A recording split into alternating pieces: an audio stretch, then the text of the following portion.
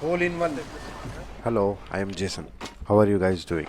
Most people think that once they find the right sensitivity, their aim will improve. But sensitivity is only half of the picture in games like Apex Legends, Overwatch, or Marvel Rivals. In some games like CS or Valorant, sensitivity plays a bigger role because you are mostly standing still while shooting. I'll talk more about those in future videos.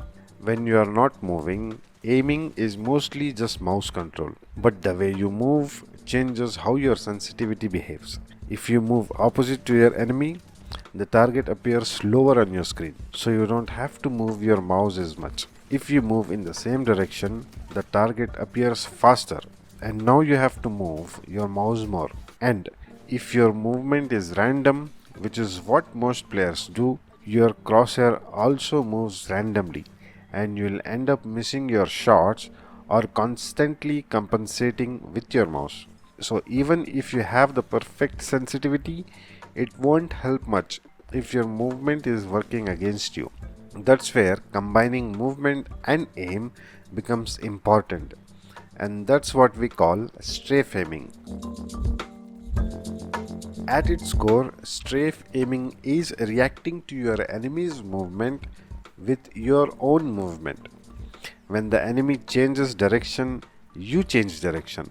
Instead of moving randomly, your movement is now tied to what the enemy is doing. You are not just aiming with your mouse anymore, you are using your movement and your mouse together to aim. Most players move randomly and try to track the enemy only with their mouse. This creates its own problems. Your crosshair starts to feel shaky even when you are not trying to move it. And the further you are from the enemy, the harder it becomes to compensate for that random movement. But when you combine movement with your aim, your movement starts to control how fast or slow the target appears on your screen. This also depends on how well you can read your enemy's movement. You are not trying to predict when they'll change the direction, you are reacting to it when it happens. It's not about being early, it's about being accurate after the change. And the cleaner your reaction, the cleaner your aim becomes. And depending on how you respond to that movement, you'll start to see two main patterns. If you move opposite to your enemy, the target appears slower on your screen, so you don't have to move your mouse as much. This is called mirroring. Here, your aim feels more stable, and most of the time, you are just making small corrections when the enemy changes direction. Now, this works best when both you and the enemy are moving at similar speeds. In games where movement speeds are different, like faster characters or different weapon weights, you might still need to adjust your aim slightly, but the idea stays the same. Moving opposite reduces how fast the target appears on your screen. Next comes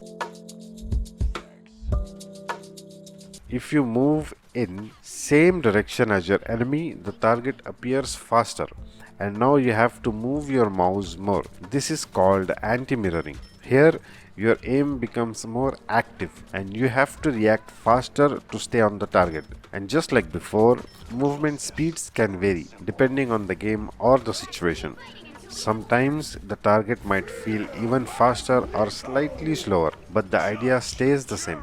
Moving in the same direction increases how fast the target appears on your screen. This is where your mouse control really gets tested.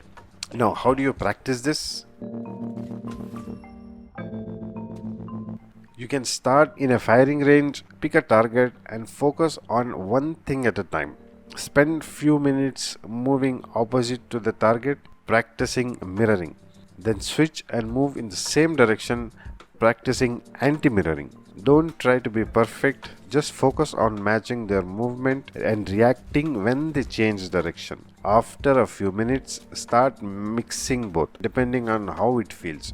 That's how it begins to come together. Even 5 to 10 minutes of focused practice like this makes a difference. If you use aim trainers like KovaaK, you can practice this more directly. There are scenarios like PatStrafe, AirStrafe, Close LS that are designed specifically to train strafe aiming. Instead of standing still, start moving with the target. Try mirroring for a few minutes, then anti-mirroring. Focus on reacting to direction changes, not predicting them. Keep it simple and consistent. That's the foundation of strafe aiming. Start applying this in your fights and you will begin to notice the difference.